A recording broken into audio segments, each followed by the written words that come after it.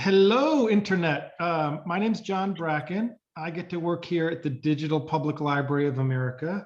And this is our latest in a running series of virtual book talks. And I'm really excited to be able to turn the mic over in a second to Raquel Gutiérrez, who is the author of Brown Neon, an amazing set of essays and reflections that for me just cut through so many different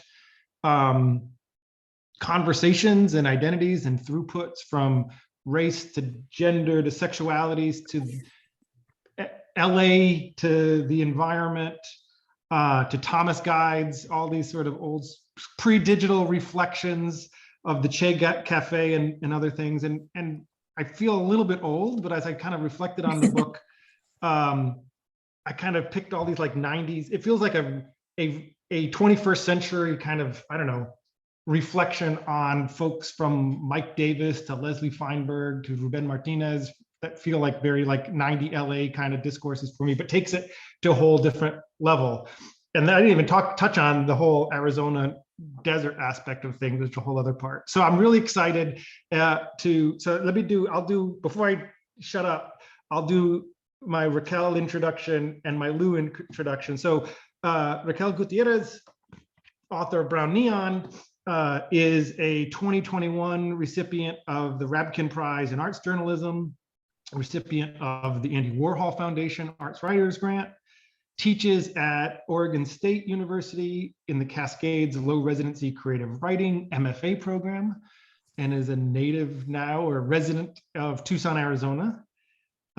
And so we're going to hear from Raquel first, and then maybe Lou, since I'm here, because then I can turn off my camera and just listen to you all.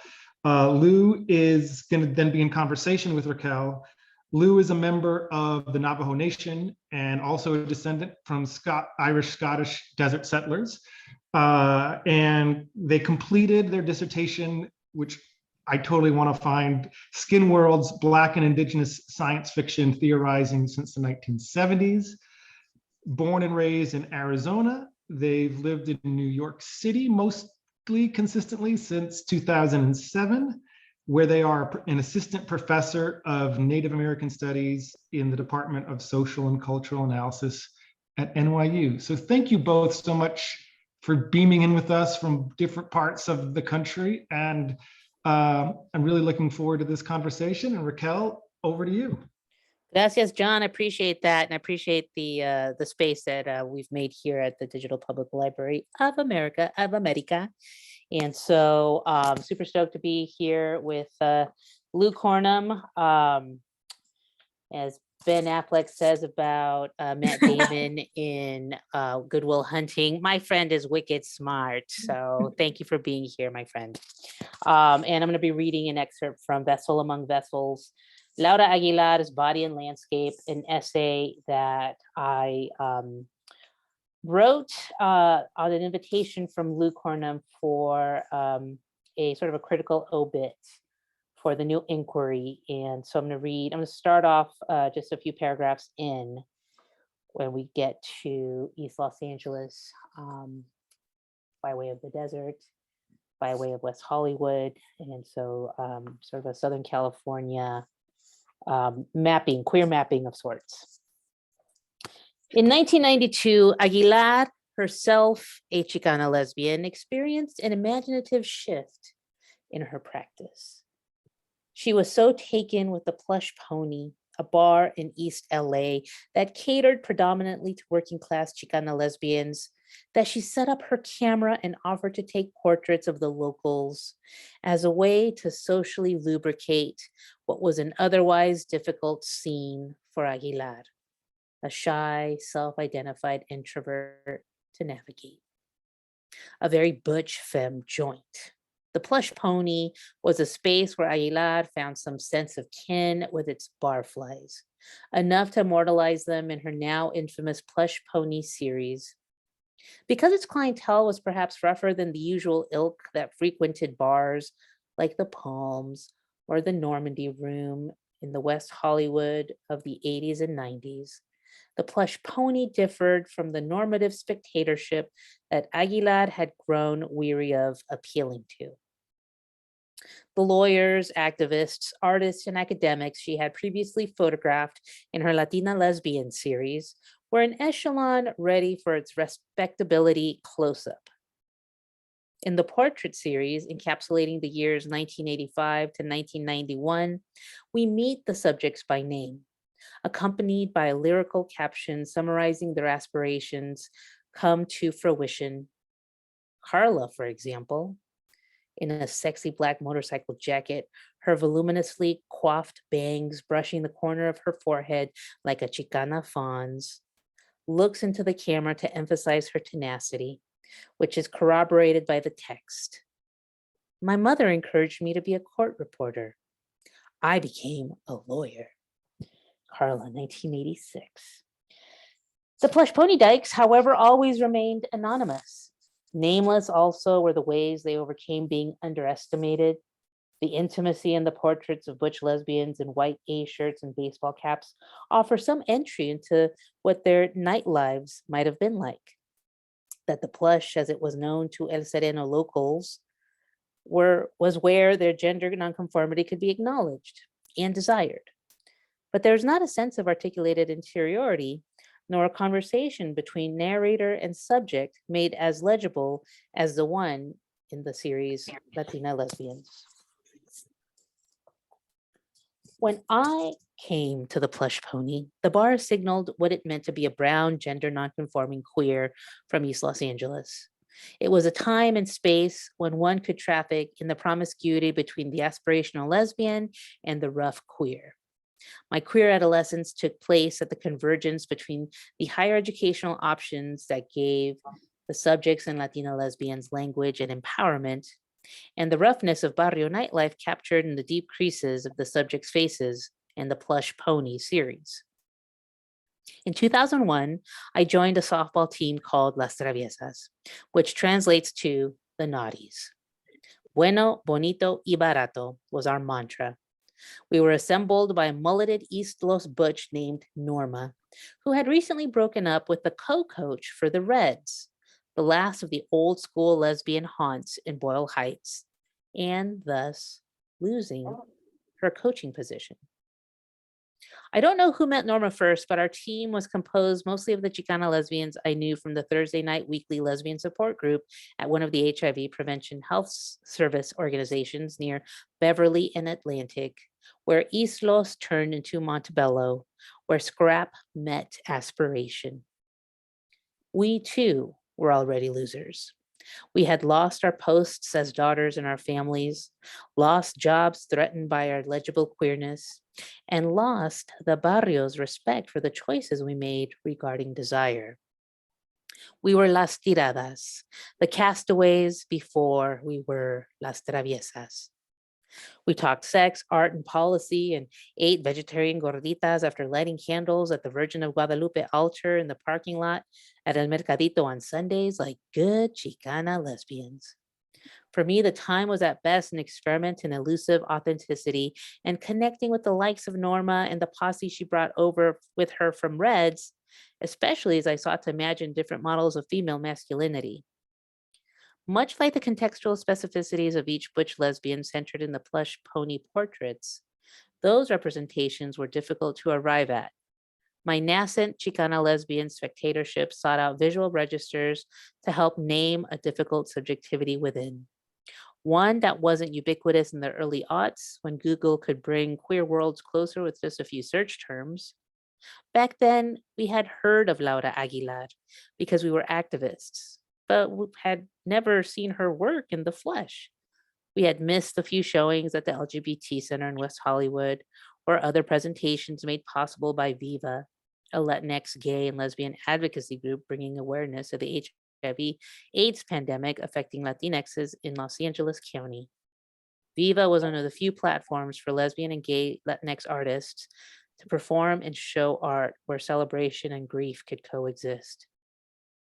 We never saw Aguilar's work on the wall, but we had seen snapshots of her work in someone's photo album or on a flyer. And so I'll stop there. All right. All right, excellent.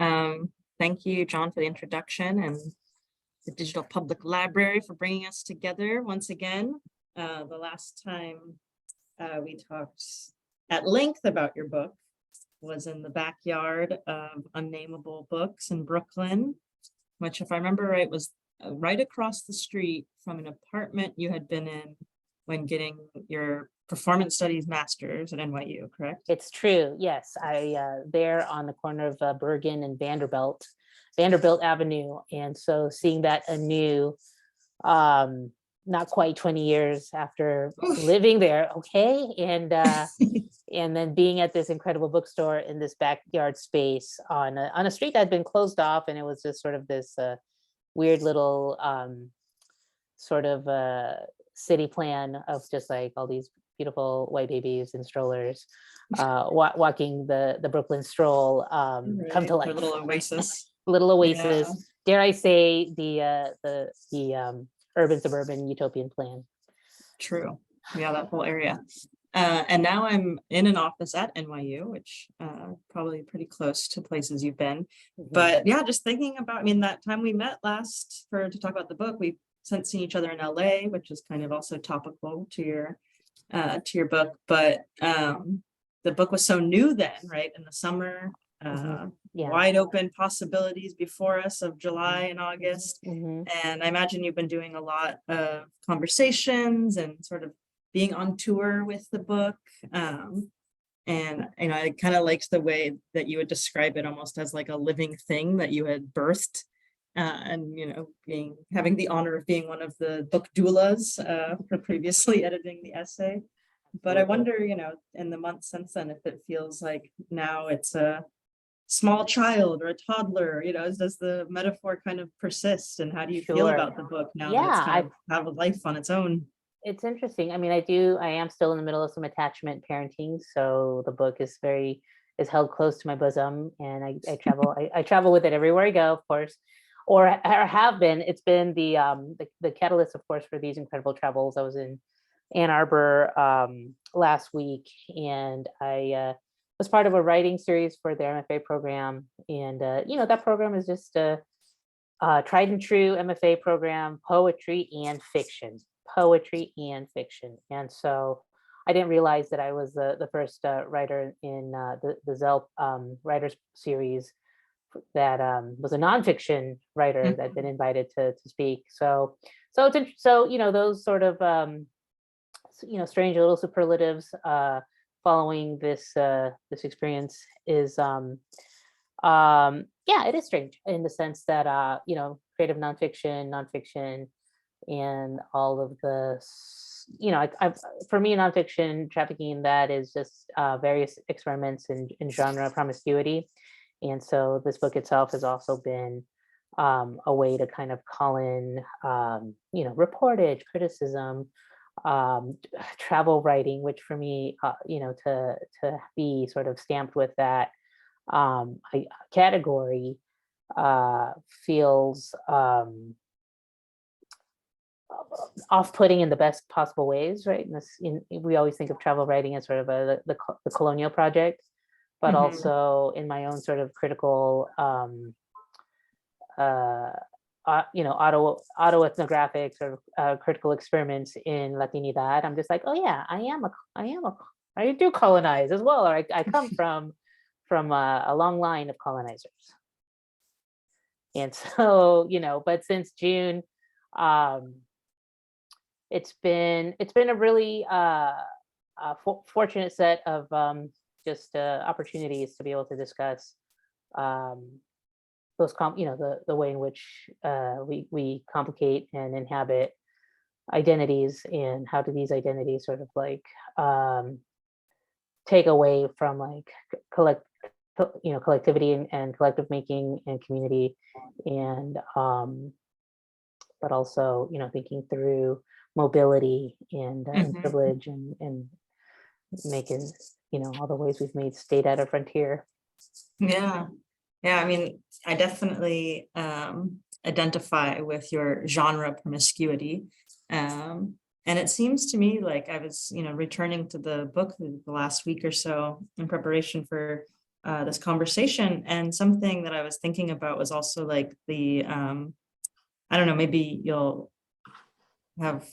question my formulation here, but the sort of like genres of brownness that you're also engaging with. And I was thinking about, you're traveling through all these different locations. They're kind of unified by a sense of like desert writing within the desert, even if it's like a very urban desert. LA, you're still very close, right, to the desert horizon, and a lot of the other locations. And I think the chapter that I sat with the most this time was the chapter about San Antonio, which is actually maybe a chapter I kind of didn't engage with as deeply the first time because it's the one place that I haven't been to out of your other, well, I also haven't been to Marfa. So the whole of Texas is pretty alien to me still. But I was so intrigued by the kind of tensions that you're talking about between like California Chicanos and Tejanas, identity. And just wondering if you could talk a little bit about sort of, those like variations in brownness across different geographies and how you sort of like think about brownness or theorize brownness. What to you is like the significance of brown neon that felt like the appropriate kind of banner from which to unfurl your essays. Sure. Yeah, that's it's a question that I already know I'm not going to suffice in responding to, just because it's so big. Yeah. And I'm still thinking through that too. And I think when we see brown in any sort of critical formulation, it's always some sort of desire to engage with the way that Jose Munoz has articulated brownness in the posthumous collection, The Sense of Brown. And I think even now those formulations are still maybe inadequate because of the sort of contentiousness and the suspicion, right? So the suspicion around brownness, or rather a suspicion I think necessitates further sort of elucidation on this sort of like ontological container.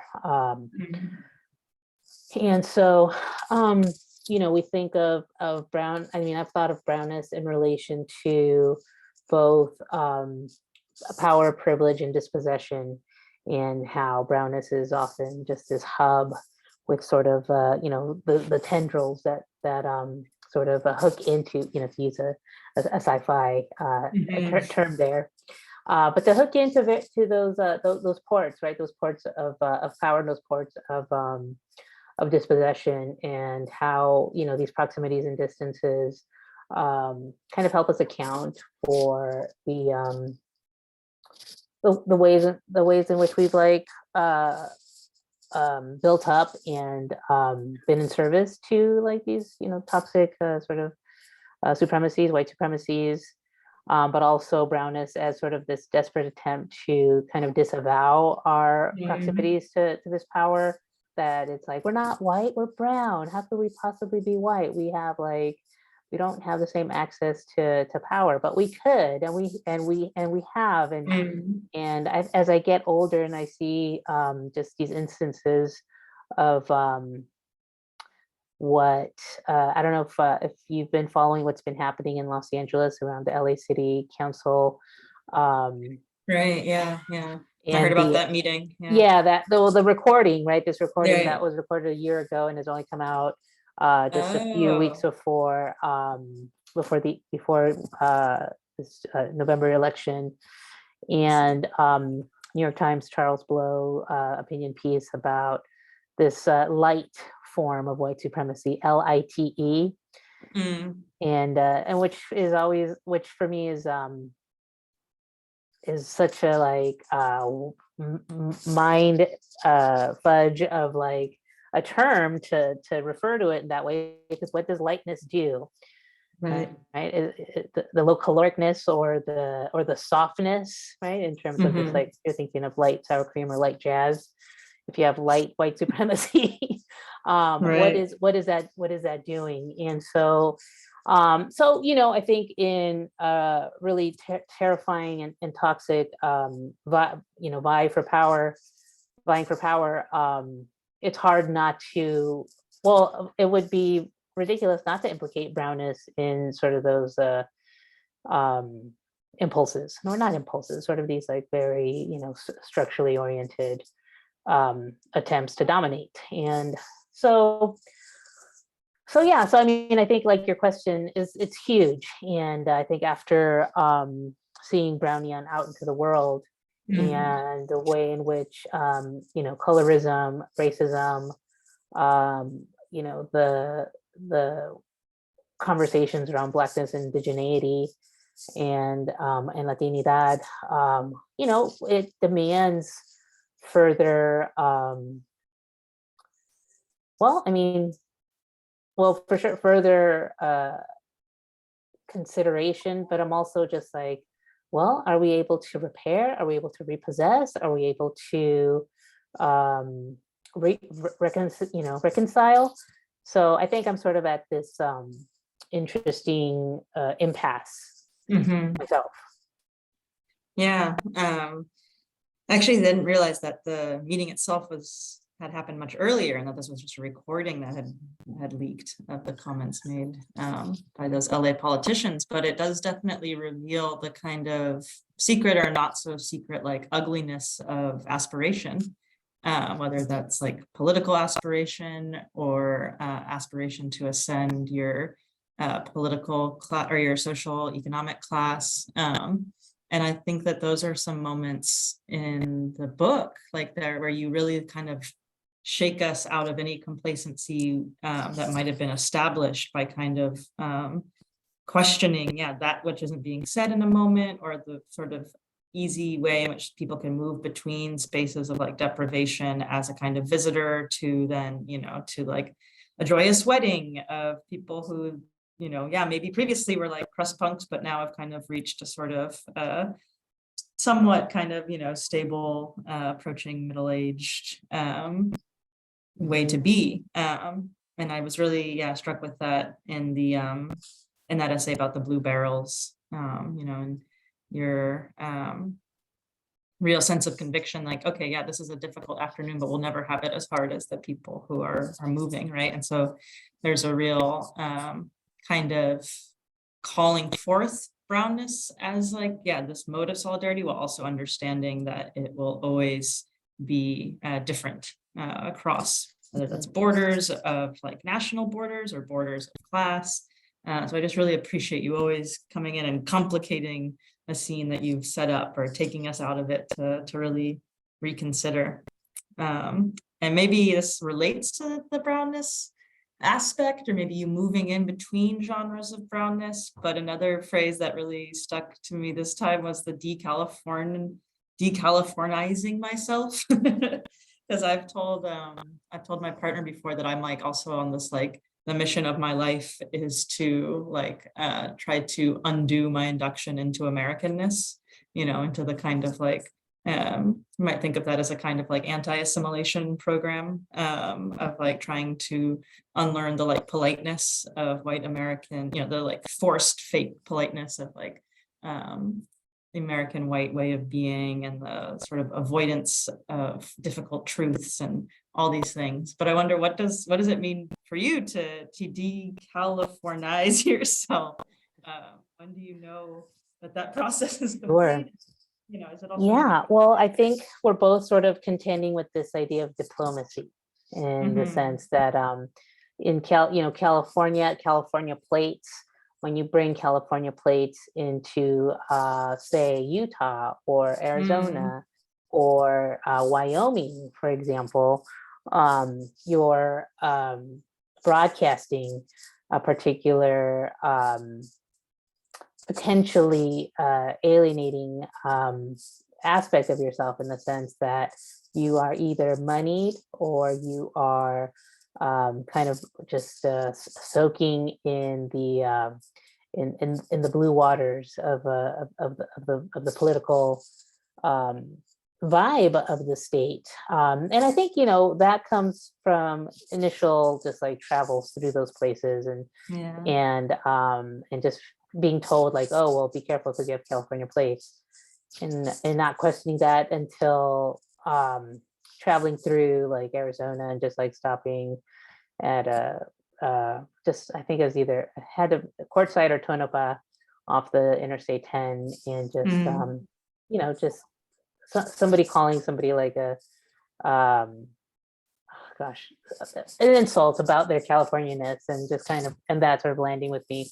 But I think for me, in the sense of like, I write about the Californizing myself. But it's interesting too, because I also have to think about how, California is also a red state for a long time in the early part of my childhood. We went from, I can't recall who the governor was between Ronald Reagan, and Pete Wilson. But during Pete Wilson's reign, this is when we had a series of state bills and propositions that, 187, for any undocumented people not to receive social services, and then 209, just like the anti-affirmative action. So a lot of just like, proposed state legislation that would essentially continue to keep people from being able to improve their stations in life. So i.e. the undocumented immigrant not being able to, getting legitimate work or working on with whatever work permits. But the decalifornization also comes from just like my coming of age, also being imbued with a very righteous and visible set of lefty union organizing anarchists, like this convergence of radical affinities, not even radical progressive affinities, not remaining on college campuses, being out in the street, all of this sort of leading up to, or sort of the I don't know, like the season finale ending at the 2000 DNC, where all of these like incredible groups just kind of like came together, and every single day that week was just like, all right, and now we're going to hear from the queers. All right, now we're going to hear from the janitors. Okay, now we're going to hear from, UTLA,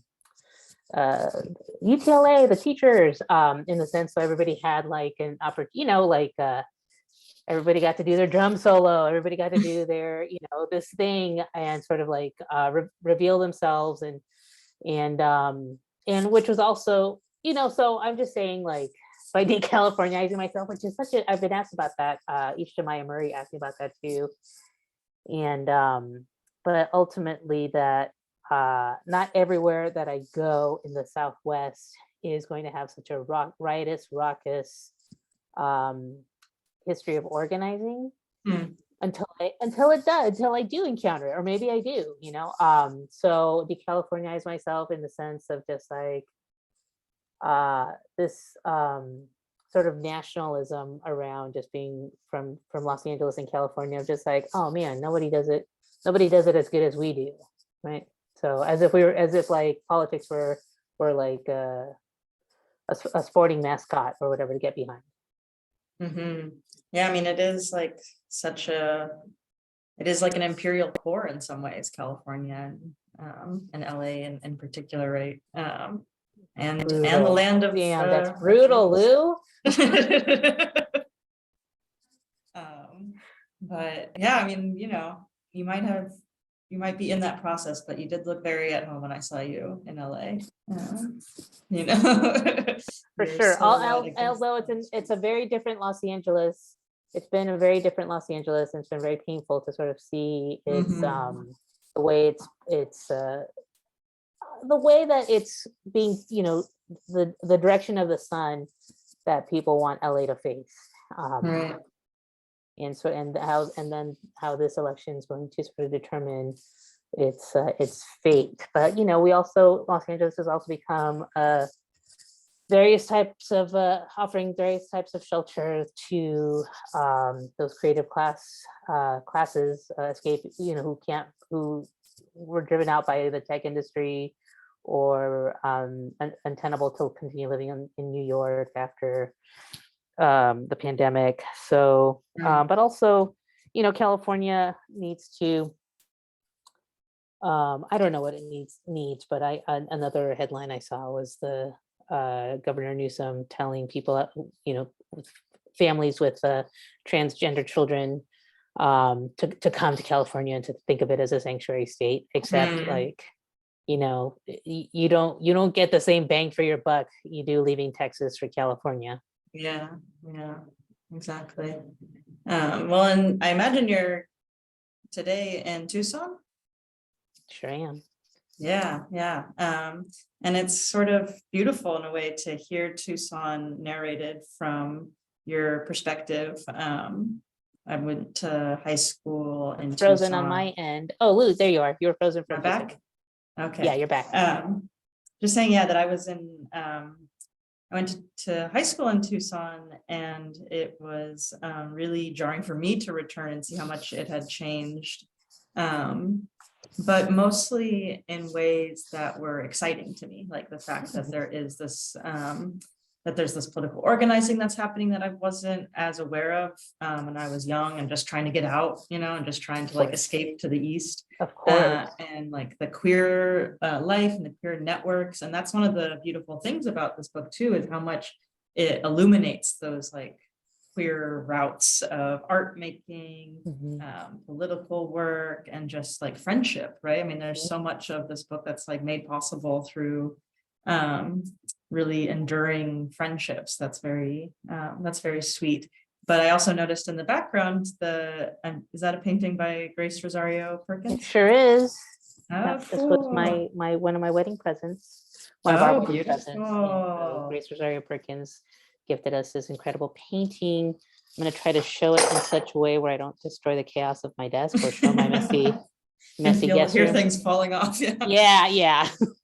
But it says configurations of reality, less than human, equal, greater, and then it's sort of the language drops off. But yeah, it's a really beautiful piece, and Grace Rosario Perkins, one of our fine artists out of Santa Fe, Queer Dene, also a lengthy artistic lineage, and I know that are you writing about Grace's work, or have you, or? Yeah, I've sort of been slowly over time kind of writing about her work in pieces, and definitely also somebody who like connects the spaces that you're also like traversing. Absolutely. Right? Absolutely. Working in the Bay, having Yeah. a show in Tucson, Mhm. being based in New Mexico. So it's just Mhm. kind of cool to like think of art and culture outside of the kind of dominant circuit of like LA, New York, Absolutely. Europe, even like Mexico City being this new hotspot, but instead looking at the smaller locations, and even within LA, going to the places that aren't as written about, that aren't as known, in the current and the past. And that's just something that I think I'll always really appreciate about Brown Neon. It's really, speaking from the kind of peripheral spaces and just showing how much really significant work is being made there. And I'm wondering now, kind of, what are the artists or spaces that are really exciting you? And are you working on Sure. any Yeah. writing? So in addition to Grace's work, which it's in that long queue of just like, I'm gonna get to that one day. I'm gonna write about that, and it's gonna be dope. I'm really obsessed, and hoping to really spill some ink on Dallas-based artist Leslie Martinez. And okay. Leslie Martinez, trans, Tejanex, painter. They did their BFA and MFA out of Yale. So, and they had some showings, group shows at the I forget. It's a really wonderful Chelsea gallery that Teresita Fernandez curated, and just these really expansive, immersive textural paintings, really dreamy and really gorgeously abstract, but also there's some interesting things to read in the work. So Leslie Martinez, and they're going to have a solo show at Commonwealth and Council in the spring in Los Angeles. So that feels really exciting. And other things to look forward to on the artistic visual arts. I'm sad that we didn't see Eric Paul Rige's show at the Stars Gallery. They just got written up in Art Forum, that show. I saw, yeah. Yeah, and something about Bad Bunny having gone and worn some of their outfits. But I'm also just kind of like, am I old or is that a deep fake? I'm confused. But it looked pretty real to me. I know, it's kind of incredible. Yeah, and so those are the two folks that just kind of come to mind. Right now, I should probably give a little more thought to it and sort of plan my 2023 better. So I don't know about you. Is there anything in the capital of culture that you're excited about being there in New York? I'm just kind of getting used to living in downtown Manhattan these days. There's almost too much to keep track of. It's a little mind-boggling at times. Sure. And I have my writing to do. I'm working on a scholarly book right now about the moon. Kind of adapting my dissertation to think more specifically about so many landscape. So many poets' hearts and eyes. Right, exactly. Yeah. Right now. So that is so exciting. Mine included. Wow. It's really, for me, it's been really exciting to think of you living in the Village, in that building near Washington Square Park, and of course that building has a lot of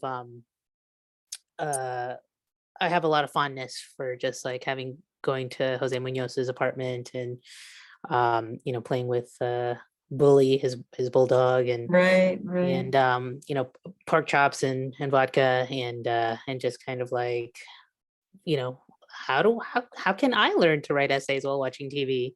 Yeah, that's actually my preferred method. That's why I love staying in hotels, because I can write with the TV on. Mm-hmm. Yeah, that's the way. Lip sync battle. No, not quite. I'm like, L Word and Law and Order reruns. Oh, okay. Prestige television, as the kids like to say. Nice. That's amazing. Yeah, but no, it is interesting being in a place where I feel like there's so many who have come before me, and like really made the way possible, and thinking about also just the city as a site of like Native life for so long, different waves of Indigenous artists, writers coming through the city, making their mark. So I do kind of dream about writing essays similar to, the kind of precedent you've set here, but like looking to the like peripheries around the sort of cores of culture, and looking at, who are the kind of underexamined figures who still have really strong ripple effects in how we think about ourselves, think about our identities, sexual, gender, race, and otherwise. So there's a lot that you've also, made possible for me in my thinking. So I really appreciate that. Amazing. So in this formulation of the moon, are you thinking of like artists that have sort of taken the figure of the moon and done things with it, or? Well, yeah, I'm thinking about, obviously science fiction. That's what a lot of my work is on. So thinking about how the moon has figured in like colonial adventure stories, and then their transition into kind of like modern sci-fi imaginaries of the moon, and the moon often being this imagined site of utopia, of escape from, the messy politics of Earth to where they got it right, the lunar people. So that's a kind of persistent theme in like the 1800s and even earlier in the 1700s. And then thinking about, okay, how do Indigenous writers think about the moon? How does somebody like Gil Scott-Heron think about the moon? Whitey on the moon. Yeah. So the real, like, how it kind of begins to get figured in like critiques of colonialism, of the colonial gaze, that are represented by those earlier adventure stories. That's kind of the first path. And then I'm looking at like, what's going on with the moon today? There's a lot of activity. NASA's going back to the moon for the first time this century. and they're seeing it really as like a lily pad to the Mars. So there's a lot of like The sinister. lily pad to the Mars. That's interesting. Was it NASA that tweeted something about that there was a Mars-sized planet that like banged into Earth and it destroyed a piece of Earth, or the sort of the detritus shot into the sky, and that the moon was formed like in over a course of hours. Yeah, I've heard that theory before, and I know that there's been a lot of like scientific debate about, was the moon actually a part of the Earth that has now been sort of separated, which is kind of like it's like a tragic story of like, losing yourself or something, but then they're in this like locked in forever orbit. Oh yeah. Yeah, and then it took hours, and so which feels like, oh well, I mean, the moon does revolve around us over the course of hours, so does that make sense? I don't know. But I can only offer critical conjectures. I'm not oriented towards the physics. Well, please send me any songs you come across that have the moon. There are probably thousands, but I'm making my moon playlist as I write. So yes, Chibamato comes to mind. Okay. All right. Yeah, I'll give you the sort of the Gen X yes, please. Gen X slice of the pie. I love John's contextualization of this book as a kind of like Gen X text, right? But I think like we're living sometimes in the long 90s, and I don't know if that's just because so many of the like cultural wars seem to be flaring up in similar ways, or just because all of my students are like obsessed with the 90s, and like wearing those styles. Oh, sure. I think it's Tucson. I feel like Tucson is an interesting extension of the 90s. Mm-hmm. So there's definitely like towns where the 90s never ended, Yeah. And so I love that. Yeah. So that's sort of my theory. Tucson is really the dream of the 90s. Yeah. More so than those other places that get called that we won't name. But yeah. For sure. Yeah, for sure. So no, and it's for me, like our writing, editing, and writing sort of simpatico, that it all converges in various points through Tucson in some ways, like feels really just resonant. So I'm going to keep my ears open for writing residency situations here in the desert to just kind of bring you back. Yeah. Well, I am hoping to come through this December, so we'll be in touch. Amazing. Cool. Well, maybe we can continue our conversations then and there. There you go. Up today. Yeah, this feels like a nice sort of way to cap and end. And so thank you so much, Lou, for just being continued interlocutor here with my work. I'm so in debt to your brilliance and to your the questions that you've posed and continue to pose. So super stoked that you'll be out here soon. Yeah. It's an honor and a pleasure. Thank you both. That was awesome. Really appreciate it. Thank you, John. Thank you to Digital Public Library. Like when we were getting to sit in on two folks talking at a coffee shop, like having a very deep, intense conversation at a very high-end coffee shop. Right. Really appreciate your time, and thanks again, Raquel, for writing this book. I think, yeah, my pleasure. I appreciate the audience, and thanks to you, John. All right, y'all. Well, good week, and farewell. Take care. Yes. Take care, everyone. Thank you, Kat Williams, for making this all happen. Kat on the back-sided ones and twos. Yes. Bye, everyone. Bye.